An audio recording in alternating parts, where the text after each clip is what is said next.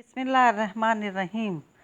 आज हम आपकी खिदमत में हज़रत मुजद्दिदुल मिल्लत हकीमुल उम्मत अलहाजुल हाफिज़ अलकारी मौलाना शाह अशरफ अली थानवी की सवान हयात का दूसरा हिस्सा लेकर आपकी खिदमत में हाजिर हुए हैं। अगर आपने अभी तक हमारा चैनल सब्सक्राइब नहीं किया तो हमारे चैनल को सब्सक्राइब करें और बेल आइकन को प्रेस करना मत भूलिएगा ताकि आने वाली मुफीद मालूमात आप तक पहुंचती रहें। शुक्रिया। अब चलते हैं मौलाना साहब की दर्स और तदरीस की तरफ।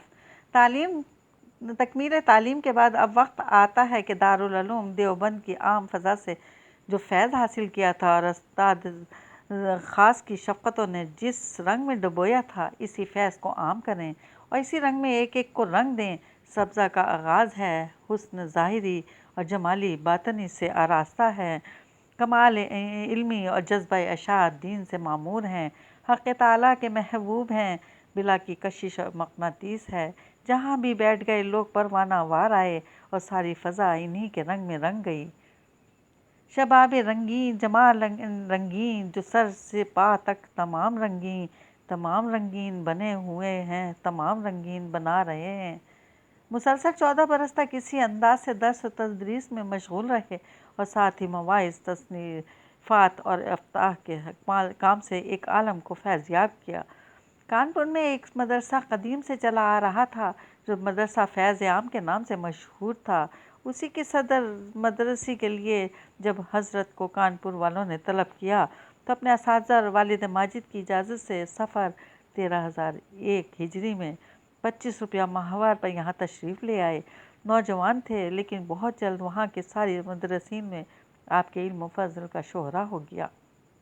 इधर दर्स व तदरीस से तलबा उलमा घायल हुए, उधर मवाइज़ हुस्ना ने सारे कानपुर को हज़रत का फरिश्ता बना दिया। ये सब कुछ 3 या 4 महीने में हुआ। अरकान मदरसा ने हज़रत अक़दस की इस मक़बूलियत से माली फ़ायदा हासिल करना चाहा और वाअज़ों में मदरसे के लिए चंदा की अपील करने की ख्वाहिश ज़ाहिर की। हज़रत वाला चूँकि इस किस्म के चंदों को शर्तन नाजायज़ और वैसे गैरत दीनी के भी ख़िलाफ़ समझते थे, इसलिए उन अरकान की ख्वाहिश पूरी ना हो सकी। इस पर इनमें कुछ में गोइयाँ होने लगीं। हज़रत ने इसकी इत्तला पाकर इस्तीफ़ा पेश कर दिया और बावजूद इसरार के फिर से मदरसा में रहना गवारा ना किया, बल्कि वापसी वतन का इरादा फरमा लिया। मगर वापसी से पहले हज़रत शाह फज़लुर रहमान गंज मुरादाबादी की खिदमत फैज़ रजत में हाजिर हुए कि शायद फिर इसका मौका ना मिले। हज़रत तशरीफ़ ले गए और उधर कानपुर के लोगों में इस नुकसान अजीम से एक हिजान बपा हुआ। जनाब अब्दुर्रहमान ख़ान साहब और किफ़ायतुल्लाह साहब मरहूम ने यह सोचकर कि ऐसी जामिया शख्सियत जो माक़ूलात और दीनियात पर हावी नायाब हैं, अपनी तरफ से 25 रुपया माहवार की सबील करके मुरादाबाद से वापसी पर हज़रत अक़दस को रोक लिया और अब हज़रत अक़दस जामिया मस्जिद महला टपकापुर में दर्स देने लगे। इस तरह एक नए मदरसे की बिना पड़ी जिसका नाम खुद हज़रत ही ने मस्जिद की मुनासबत से जामिया उलूम रखा, जो आज तक कायम है। बस पूरी 14 साल क़याम के बाद खुद अपने मुर्शद शेख उल अरब व अजम हाजी इमदादुल्लाह साहब महाजिर मक्की क़दस सरा के इरशाद पर हज़रत आखिर सफ़र सन 1315 में कानपुर के ताल्लुक़ तर्क करके थाना भवन को रौनक बख्शी। इस मराजात पर हज़रत हाजी साहब एक वाला नामा तहरीर फरमाते हैं, बेहतर हुआ कि आप थाना भवन तशरीफ़ ले गए। उम्मीद है कि खलाइक कसीर को आपसे फ़ायदा ज़ाहिरी व बातनी होगा और आप हमारे मदरसा मस्जिद को असर नौ आबाद करें। मैं हर वक्त आपके हाल में दुआ करता हूँ। मकतूबात इमदादिया। हज़रत को इब्तदा से लेकर आखिरी उम्र तक तुलबा से ख़ास मोहब्बत रही और इनका ख़ास लिहाज फरमाते रहे। खुद अपने आप को हमेशा तालिब इल्म कहते रहे। फरमाया करते थे कि मुझे जियों वाली दरवेशी नहीं आती, पीढ़ियों वाली दरवेशी नहीं आती। मैं तो एक तालिब इल्म हूँ। मुझसे तो कुरान और हदीस की बातें पूछी जाएं, मुझे तो सादा सीधा कुरान हदीस ही आता है और इसी को असल दरवेशी समझता हूँ। और फरमाते हैं कि सूफिया से ज़्यादा उलमा की ज़रूरत है, क्योंकि इन्हीं की बदौलत इंतज़ाम दीन कायम है। इसी वक़्त इल्म का नतीजा था कि तुलबा के साथ हर तरह की रियायत फरमाते और इनकी हर तरह इमदाद करते थे। उनके वक़ार का ख़ास लिहाज रखते और दूसरों को इसकी ताकीद फरमाते थे اور خود طلباء کو ادنا چیزوں کی طرف سے موڑ کر ان کے مقام اعلیٰ اور منصب جلیل پر فائز کرنے کی پوری صحیح فرماتے تھے۔ اب ہم آتے ہیں حضرت کے اصول تعلیم کی طرف۔ اب آئیے اس ہستی کے اصول تعلیم کو جمالی طور پر سمجھیں، جس کی 14 سالہ تدریس میں سینکڑوں علماء کامل نکلے۔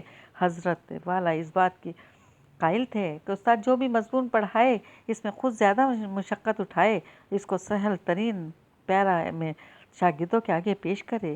کوئی اس میں استاد پر زیادہ بار پڑتا ہے، لیکن جذبہ شفقت اس کو ہلکا کر دیتا ہے، اور سچ یہ ہے کہ بغیر اس جذبے کے یہ کام انجام ہی نہیں پا سکتا۔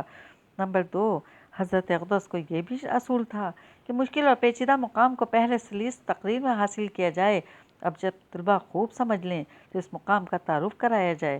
چنانچہ مدرسہ جامعہ علوم کے شاگرد اول مولوی فضل حق صاحب، جو بعد میں مدرسہ قنوج میں مدرس بنے، کو صدرا کا مشہور مقام مثنیٰ بالنکیر ریر درپیش ہوا، جو بہت ہی مشکل سمجھا جاتا ہے، تو حضرت نے پہلے اس کی آسان تقریر فرما دی، اور پھر جب وہ اچھی طرح سمجھ گئے تو فرمایا کہ یہ وہی تو مقام تھا جس کو مسنۃ بالتقریر کہتے ہیں۔ اس پر وہ دنگ رہ گئے کہ ہم تو بہت ڈرتے تھے، لیکن یہ تو کچھ مشکل نہ نکلا۔ نمبر 3، حضرت اقدس یہ بھی پسند نہ فرماتے تھے کہ طلباء کے آگے زائد از ضرورت تقریر کی جائے، جس سے مقصود محض اظہار قابلیت ہو اور جس کی وجہ سے اصل مطلب خلط ملط ہو جائے۔ چنانچہ ناصر خود اس اصول پر کاربند تھے، بلکہ اور مدرسین پر بھی اس نظر سے نگرانی فرماتے تھے۔ نمبر 4، ہفتہ واری تقریروں اور مناظروں سے بھی حضرت اقدس کو اختلاف تھا، اور بجا اختلاف فرماتے تھے کہ اس کی وجہ سے طلباء کی توجہ ہفتہ بھر اسی ایک موضوع تقریر و بحث کی طرف لگی رہتی ہے، اور اصل درس میں جرح واقع ہوتا ہے۔ حضرت اقدس رحمۃ اللہ علیہ فرماتے تھے کہ جب کتابیں اچھی طرح پڑھ لیں تو پھر تقریر و مناظرہ سب کچھ آ جاتا ہے۔ حضرت اقدس کی طالب علمانہ یکسو زندگی اور بعد کی رہنمائیہ زندگی اس صحیح اصول کی کھلی گواہ ہے۔ فرماتے تھے کہ طلباء اگر 3 باتوں کا التزام کریں تو استعداد علمی حاصل ہو جاتی ہے۔ آئندہ سبق کا مطالعہ کر کے معلومات اور مجہولات میں تمیز پیدا کریں، پھر جب استاد سمجھائے تو بغیر سمجھے آگے نہ پڑھیں، جب سمجھ چکے تو ایک مرتبہ خود بھی اسی مطلب کی تقریر کریں۔ یہ 3 باتیں تو واجب ہیں۔ ایک بات درجہ استجاب کی بھی ہے، وہ یہ کہ کچھ آموختہ روزانہ پڑھ لیا کریں، اب یاد رہے نہ رہے استعداد انشاءاللہ پیدا ہو جائے گی۔ حضرت والا نے یہ اصول بھی بنایا تھا کہ اگر کوئی طالب علم عدم مناسبت یا عدم دلچسپی کی وجہ سے معقولات نہ پڑھے لیکن دینیات کی درسی کتابیں تمام کر لے تو اس کو سند سے محروم نہ رکھا جائے، بلکہ سند میں بجائے درسیات کے جو معقولات و دینیات کی جملہ کتاب پر حاوی ہیں دینیات لکھا جائے۔ اب ہم آتے ہیں حضرت کے بزرگانہ اثر کی خدمت میں۔ حضرت اقدس رحمۃ اللہ علیہ کو حضرات اہل اللہ سے خاص عقیدت و محبت تھی۔ فرماتے تھے ان بزرگوں کے ناموں سے میں بھی روح میں تازگی اور قلب میں نور پیدا ہوتا ہے۔ بزرگوں کے تذکرہ کو اس درجہ نافع سمجھتے تھے کہ نزہۃ البساطین کے نام سے 1000 حکایات جمع کر کے شائع کروایا، اور بہت وثوق سے فرماتے تھے کہ یہ حضرات عشاق تھے، ممکن نہیں کہ ان کے حالات پڑھے جائیں اور قلب میں محبت الہی پیدا نہ ہو۔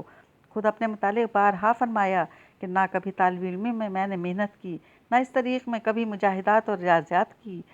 جو کچھ اللہ تعالیٰ نے عطا فرمایا ہے سب اپنے حضرات اساتذہ و مشائخ کی دعا و توجہ اور میری طرف سے غایت درجہ ادب اور عقیدت کا ثمرہ ہے۔ بالخصوص اس وقت جب حضرت اقدس اپنے شفیق اساتذہ کے کمالات، ان کی علمی تحقیقات اور باطنی کیفیات کا ذکر فرماتے تو آپ پر ایک وجد کسی کیفیت طاری ہو رہتی تھی، اور دیر تک یہی حال قائم رہتا تھا۔ پھر یہ شعر پڑھتے تھے، حضرت اقدس اپنے وقت کے ساری بزرگان دین سے ملے ہیں اور ہر ایک سے دعا، توجہ، لطف و عنایت کے ذریعے استفادہ کیا ہے۔ چنانچہ حضرت مولانا رفیع الدین صاحب مجددی محتم مدرسہ دیوبند کے حلقہ توجہ میں شریک رہے ہیں، اور فرماتے تھے کہ اس قدر اثر محسوس ہوتا تھا جیسے بالکل پاک صاف ہو گیا ہوں۔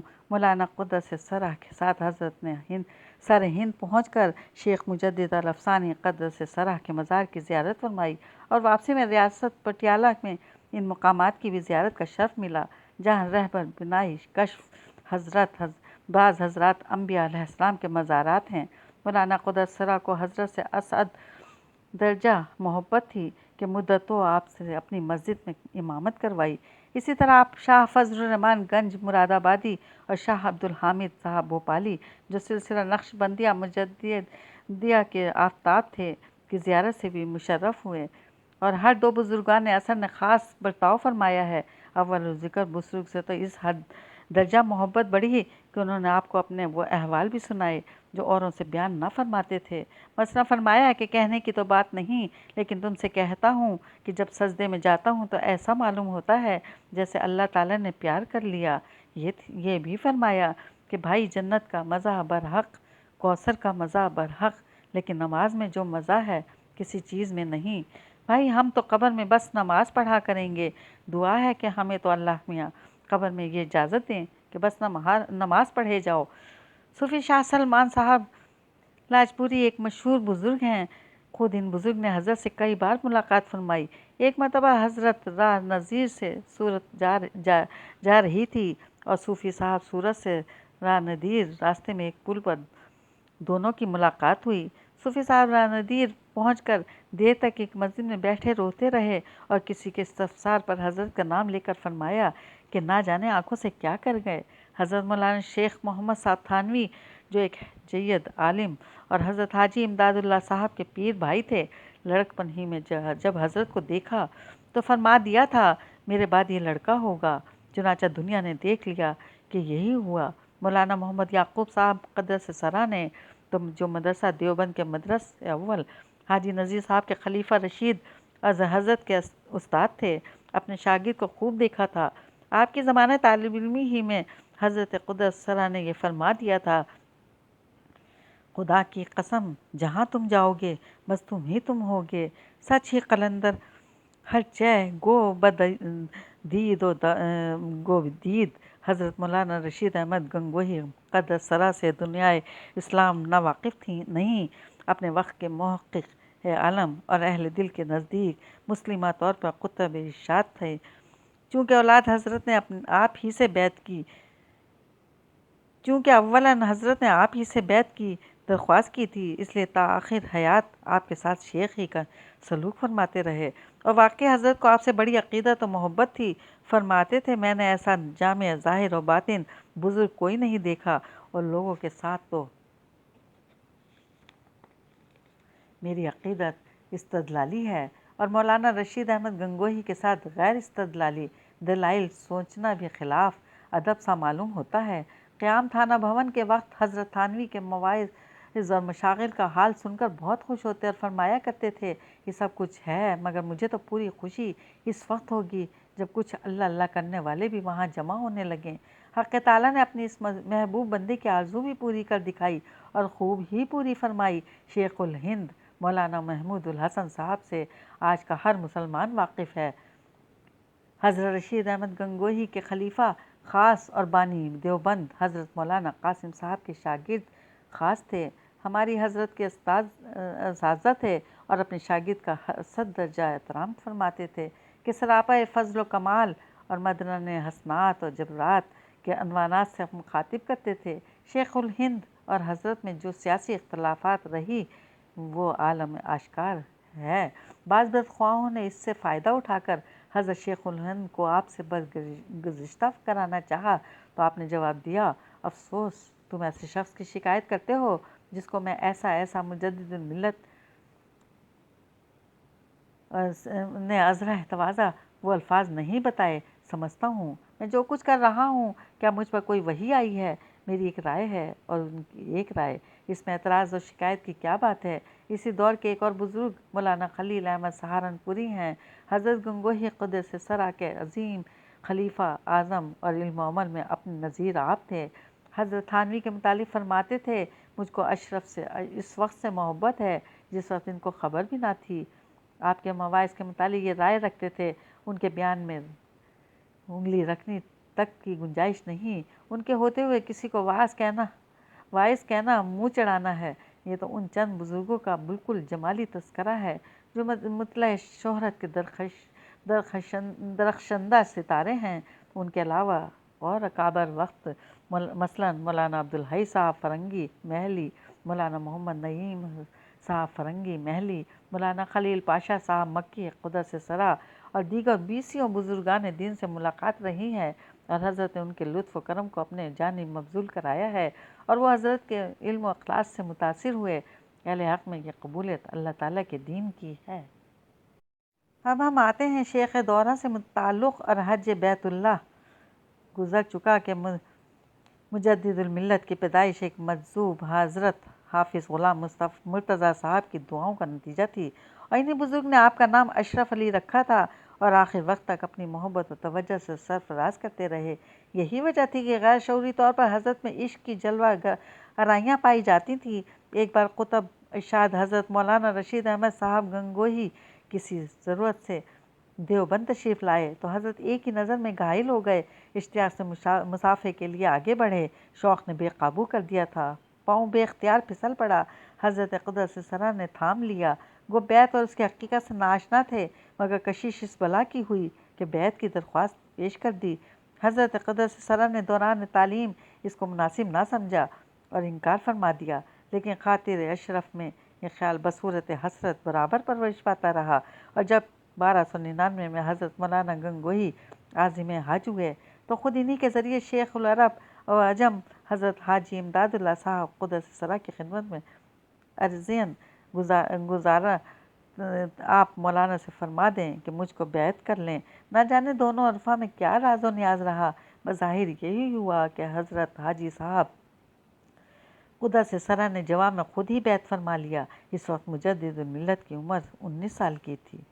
حضرت مجدد الملت تو ابھی پیدا بھی نہ ہوئے تھے کہ شیخ العرب و عجم قدس سرا نے مکہ معظمہ کی سکونت حاصل کر لی تھی، لیکن جب بصیرت کی آنکھ کھل جاتی ہے تو زمان و مکان کے سارے رجحانات اٹھ جاتے ہیں۔ عارف باللہ حضرت حاجی صاحب نے وہیں سے تھانہ بھون کے اس در شہوار کو جلوہ دیکھ لیا تھا۔ ابھی طالب علم ہی تھے کہ حضرت قدس سرا نے آپ کے والد ماجد کو کہلا بھیجا تھا کہ تم حج کو آؤ، اور جب آؤ تو اپنے بڑے لڑکے کو لیتے آؤ۔ غز شوال 1301 میں جبکہ مجدد الملت طالب علمی کی زندگی ختم فرما کر کانپور میں اشاعت و علوم میں مصروف تھے، سفر حج کے سامان پیدا ہو گئے۔ تفصیل کے لیے دیکھو اشرف السوانح۔ حضرت والا اپنے والد ماجد کی معیت میں زیارت حرمین شریفین کے لیے روانہ ہوئے۔ جوش کا یہ عالم تھا کہ جب کسی ملاقاتی نے آپ کے والد ماجد سے سمندر کے تلاطم کا ذکر کیا تو فوراً کیا اٹھے، چہ غم دیوار امت را کہ باشد چوں تو پشتی باں، چہ پاک از موج بحراں را کہ درج دارو نوح کشتی۔ ہاں، اسی جذب و اشتیاق سے مکہ معظمہ پہنچے، حضرت حاجی صاحب سے نیاز حاصل کی، شیخ قدس سرا بہت خوش ہوئے اور دست و دست بیعت کی نعمت سے سرفراز کیا۔ بعد فراغت حج خود فرمایا کہ تم میرے پاس 6 مہینے رہ جاؤ، لیکن حضرت والا کے والد ماجد نے مفارقت گوارا نہ کی، اور حضرت حاجی صاحب نے بنائی احترام شریعت فرمایا کہ والد کی اطاعت مقدم ہے، اس وقت لے جاؤ پھر دیکھا جائے گا۔ چنانچہ 20 سالہ عمر میں پہلی بار فریضہ حج سے فارغ ہو کر 1302 میں ہندوستان لوٹ آئے۔ دوران قیام مکہ معظمہ حضرت والا پر عرض پاک کا احترام و ادب اسد درجہ غالب رہا کہ وہاں تھوکتے ہوئے بھی تأمل فرماتے تھے، اور جس وقت بیت اللہ شریف پر پہلی بار نظر پڑی ایسی کیفیت شوقیہ بخدائیہ پیدا ہوئی کہ خود فرماتے تھے ایسی کیفیت مجھ پر عمر بھر طاری نہیں ہوئی۔ حج ثانی اور صحبت شیخ، عشق کی چنگاری تو پہلے ہی سے موجود تھی۔ حضرت حاجی صاحب کے تعلق نے ان کو خوب ہوا دی اور عرض پاک کے قیام نے اس کو خوب بھڑکایا، لیکن واپسی پر پھر بھی اس شعلے میں سوختہ سامانی کی صفت نہ آتی تھی۔ برابر مصروف درس و تدریس اور مشغول و تقریر و تحریر رہے، سینکڑوں کو عالم بنایا اور ہزاروں کے دل میں دین کی عظمت بٹھائی اور اس کا سکہ جمایا۔ ادھر شیخ کامل سے خط و کتابت برابر جاری تھی، اور توجہات شیخ برابر شامل حال تھیں، اندر ہی اندر آگ بھڑک رہی تھی۔ ان احوال کو نتیجہ یہ ہوا کہ اب 1307 سے زندگی نے دوسرا پلٹا کھایا۔ باطنی شغل سے از درجہ دلچسپی بڑھی کہ سارے تعلقات سے دل سرد ہو گیا۔ اپنی شیخ سے ترک کے ملازمت کا مشورہ لیا، مگر جواب ملا کہ نام بہجت سمامہ نظیر بتمیز رسید از سما حال ذوق و شوق اثار ترقی فمہید مسرت بر مسرت افروز حق تعالی برکت زیادہ کند بخلق اللہ فیض دینی رسائی دان راہ قرب وصول اللہ است۔ حضرت اقدس نے حسب ارشاد مرشد درس و تدریس کو جاری رکھا اور 1310 تک ضبط و سکون کے ساتھ کام کرتے رہے، لیکن اب شوق اضطراب نے مجبور کر دیا اور اپنی شیخ کا وہ ارشاد کہ میاں اشرف علی تم میرے پاس 6 مہینے رہ جاؤ کسی پہلو چین نہ لینے دیتا تھا۔ عزم فرمایا اور راہ کھل گئی۔ پھر کیا تھا، مکہ معظمہ کو چل نکلے۔ عجب ذوق و شوق کا عالم تھا۔ قطب عالم حضرت حاجی صاحب تو چاہتے ہی تھے کہ 6 مہینے کے لیے حضرت والا آ جائیں، دیکھ کر از درجہ مسرور ہوئے، گویا حضرت یعقوب علیہ السلام کو یوسف گم گشتہ پھر ہاتھ آ گئے، اور بہت ہی عنایات اور توجہات فرماتے رہے۔ ادھر قوت افاوزہ کا وہ حال اور ادھر قابلیت استفاضہ از درجہ۔ کچھ ہی عرصہ میں شاگرد، استاد، مرید اور پیر ہم رنگ ہو گئے۔ خود حضرت شیخ بے ساختہ فرماتے تھے کہ بس تم پوری میری طریق پر ہو۔ جب مجدد الملت کی کوئی تحریر نظر سے گزرتی یا تقریر سننے میں آتی تو بے اختیار کہہ اٹھتے، جزاکم اللہ، تم نے تو بس میری سینے کی شرح کر دی۔ علوم معارف سے متعلق کوئی کچھ پوچھتا تو مجدد الملت کی طرف اشارہ کر کے فرماتے، ان سے پوچھ لو، یہ خوب سمجھ گئے ہیں۔ باطنی مناسبت تو خیر پیدا ہی ہو چکی تھی۔ حضرت شیخ ظاہری مناسبت کی بھی آرزو مند تھے۔ مجدد الملت کے دوران قیام مکہ میں آپ کی زوجہ محترمہ اور خالہ صاحبہ بھی وہاں پہنچ گئی تھیں۔ خالہ صاحبہ نے خدمت شیخ میں عرض کیا کہ ان کے لیے صاحب اولاد ہونے کی دعا فرمائیں۔ حضرت شیخ نے اپنے مرید اور رشید سے باہر آ کر فرمایا، تمہاری خالہ مجھ سے دعا کے لیے کہتی ہیں کہ تمہارے اولاد ہو، سو دعا تو میں نے کر دی، لیکن بھائی میرا جی تو یہی چاہتا ہے کہ جیسا میں ہوں ویسا ہی تم بھی رہو، جو حالت میری ہے وہی حالت تمہاری بھی رہے۔ مجدد الملت نے عرض کیا، جو حالت حضرت کو پسند ہے وہی میں اپنے لیے پسند کرتا ہوں۔ یہ سن کر حضرت حاجی صاحب بڑے مسرور ہوئے کہ ہر اعتبار سے اپنا جانشین مل گیا۔